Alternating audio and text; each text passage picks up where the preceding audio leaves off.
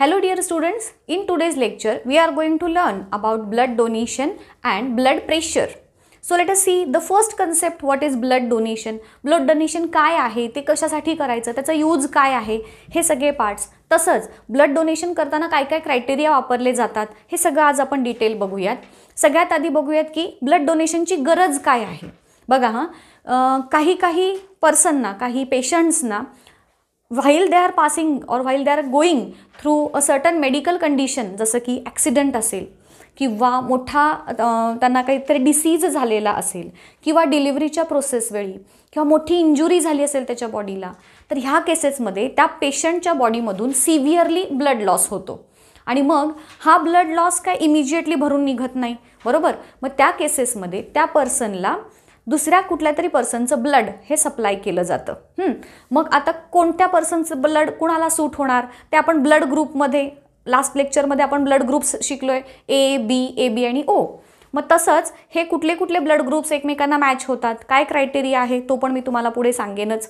बघा आता ह्या ब्लड डोनेशनमुळे एखाद्या पर्सनची लाईफ वाचू शकते, म्हणून ब्लड डोनेशनला आपण नोबल डोनेशन असं म्हणतो.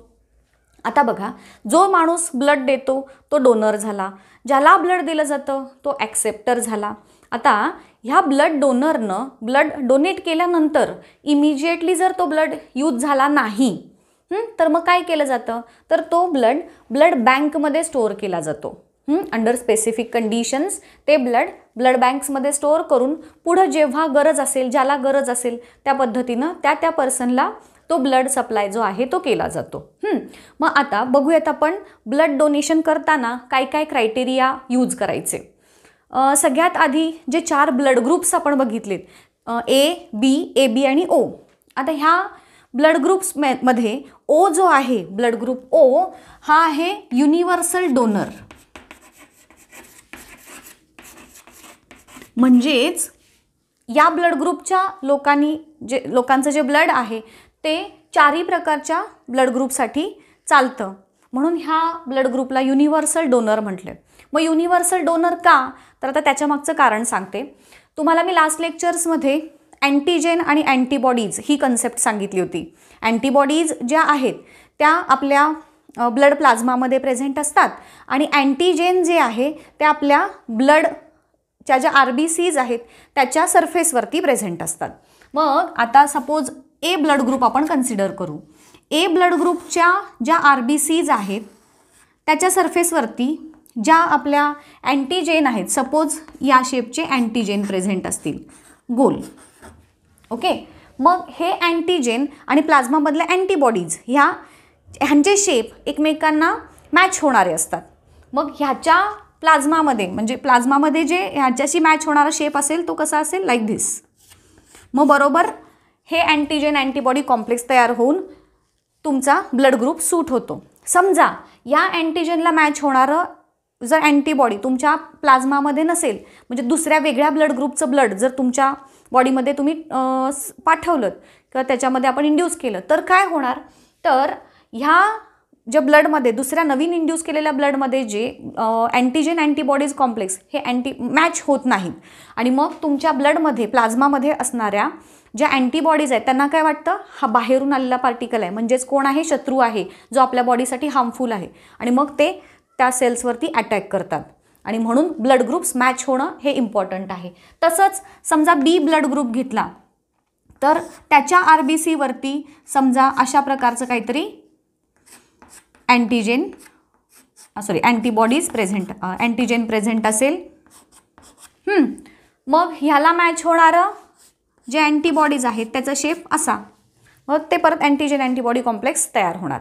आता जो आपला AB ब्लड ग्रुप आहे, AB ब्लड ग्रुपवरती ह्या दोन्ही प्रकारचे जे अँटीजेन्स आहेत ते प्रेझेंट असतात.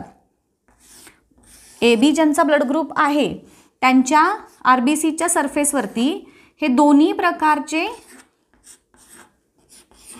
अँटीजेन्स ह्या पद्धतीनं प्रेझेंट असतील,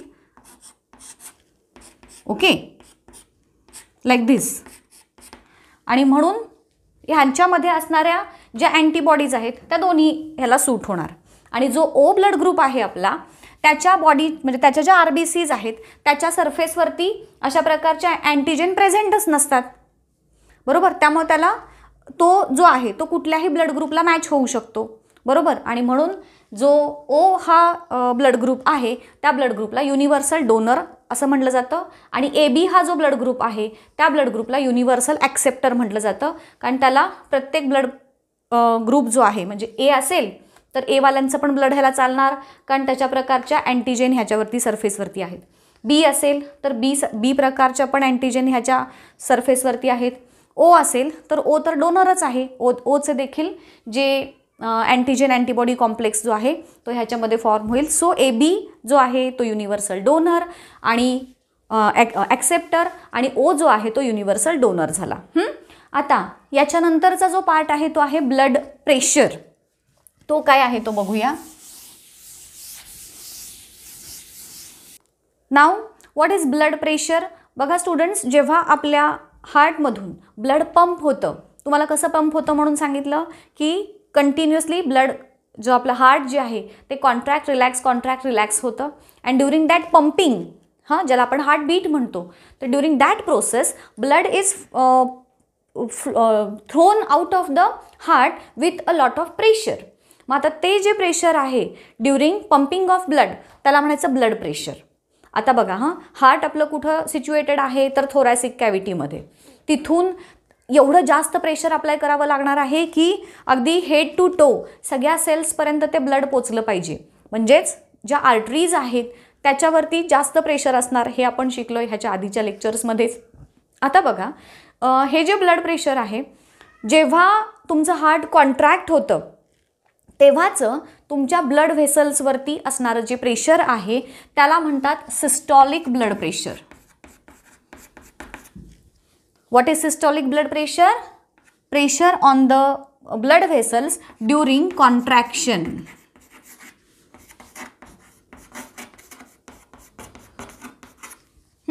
आणि जेव्हा ब्लड तुमचं हार्ट जे वॉल्स जेव्हा रिलॅक्स होतात, कॉन्ट्रॅक्ट रिलॅक्स जी प्रोसेस होते त्यावेळचं जे प्रेशर असतं त्याला डायस्टोलिक प्रेशर असं म्हणतात, ड्युरिंग रिलॅक्सेशन. ओके. मग ह्या सिस्टॉलिक आणि डायस्टॉलिक हे जे ब्लड प्रेशरची व्हॅल्यू आहे ती ठरलेली असते, म्हणजे साधारण एक नॉर्मल रेंज जी असते तर किती असते, तर सिस्टॉलिक ब्लड प्रेशर म्हणजे हायर साईडचं जे ब्लड प्रेशर असतं ते असतं साधारण 120च्या रेंजमध्ये, आयदर 120 किंवा 139 या रेंजमधलं ब्लड प्रेशर हे नॉर्मल समजलं जातं. आणि डायस्टॉलिक जे आहे ते 80 पासून 89 पर्यंतची जी व्हॅल्यू असेल तर ती नॉर्मल ब्लड प्रेशर आहे असं समजलं जातं. ओके. सो हे झालं ब्लड प्रेशर. आता बघा जेव्हा मग ही ब्लड प्रेशरची नॉर्मल ब्लड प्रेशरची रेंज ही किती सांगायची, 120-80 अशी सांगायची, किंवा अप टू 139 to 89 अशी देखील तुम्ही सांगू शकता.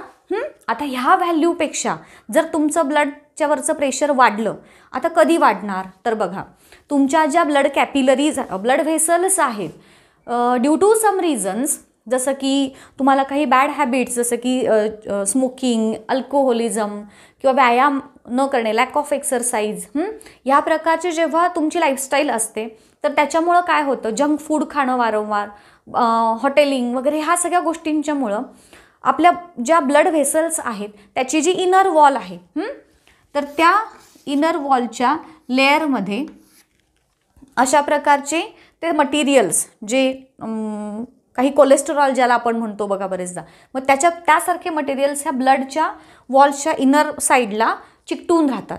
मग त्याच्यातून ब्लड प्रॉपरली फ्लो होत नाही आणि मग त्या सगळ्या ऑर्गन्सपर्यंत पोचण्यासाठी एकतर त्या आर्टरीज ज्या वॉल्स आहेत त्या तुमच्या हार्ड झालेल्या असतात आणि मग ह्या सगळ्या गोष्टींचा ताण येतो तुमच्या हार्टवरती आणि त्यामुळं तुमचं ब्लड प्रेशर हे वाढतं, ज्याला आपण हायपर टेन्शन असं म्हणतो. मग what is hypertension? The blood pressure which is having higher values than the normal blood pressure. ह्याच्यापेक्षा हायर व्हॅल्यू जेव्हा असते तेव्हा त्या ब्लड प्रेशरला म्हणायचं हायपर टेन्शन, किंवा ज्यालाच आपण हाय BP असं म्हणतो. लो BP असताना काय होतं, हार्टचं जे पंपिंग प्रोसेस जी आहे ती प्रॉपरली होत नाही आणि मग त्याच्यामुळं काय होतं, प्रॉपर प्रेशरनं हे ब्लड सप्लाय केला जात नाही प्रत्येक बॉडी ऑर्गनला आणि मग ते तुमचं लो BP म्हणतो ज्याला आपण.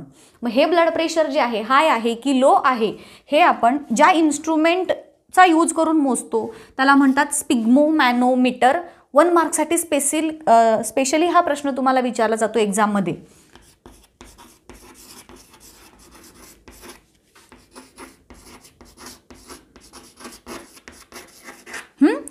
स्पिग्मोमॅनोमीटर हे ह्या इन्स्ट्रुमेंटचं नाव आहे नाही का. आपण डॉक्टरकडे जेव्हा जातो ब्लड प्रेशर मोजतात तेव्हा ते काय करतात, ते जे मशीन असतं ते आपल्या कफ्समध्ये घालतात, टाईटली पॅक करतात, स्टार्ट करतात, मग ते व्हायब्रेट होतं. मग तेव्हा लोअर साईडचा ब्लड प्रेशर आणि हायर साईडचा ब्लड प्रेशर हे दोन्ही चेक केले जातात आणि मग त्याची एक मीन व्हॅल्यू तुम्हाला येते.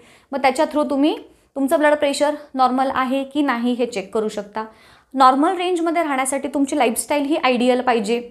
जे मगाशी सांगितल्या ज्या ज्या गोष्टी त्या तुम्ही जेव्हा अवॉइड कराल तेव्हा तुमचं ब्लड प्रेशर हे नॉर्मल रेंजला राहणार आहे. मग हे झालं अबाउट ब्लड प्रेशर. तुमच्या टेक्स्टबुकमध्ये काही व्हॅल्यूज दिल्यात. नॉर्मल ब्लड प्रेशर, हायपरटेन्शनची स्टार्ट असेल त्याची स्टेज 1, त्याची स्टेज 2, ह्याच्या सगळ्या ज्या व्हॅल्यूज आहेत त्या तुमच्या टेक्स्टबुकमध्ये एक चार्ट दिला आहे, तो जस्ट रेफर करा एकदा. आता ब्लड प्रेशर ही कन्सेप्ट तर आपली कंप्लीट झाली. आता अजून एक लास्ट जर तुम्हाला एक फक्त डेफिनिशन आहे तुमच्या टेक्स्टबुकमध्ये दिलेली, दॅट इज हिमॅटोलॉजी. हिमॅटोलॉजी म्हणजे अशी जी ब्रँच सायन्सची की ज्याच्यामध्ये ब्लड ग्रुप्स, ब्लडचे वेगवेगळे डिसीजेस, त्याचं क्युअर म्हणजे थोडक्यात ब्लडशी रिलेटेड ज्याच्यामध्ये स्टडी केला जातो त्या सायन्सच्या ब्रँचला म्हणायचं हिमॅटोलॉजी. हा एवढा पार्ट तुमच्या सिलेबसमधला इम्पॉर्टंट होता. चॅप्टर पण आपला इथे संपतोय. आजच्या लेक्चरमध्ये आपण इथेच थांबूयात. आता ह्याच्या पुढच्या लेक्चरमध्ये नेक्स्ट चॅप्टर स्टार्ट करूयात.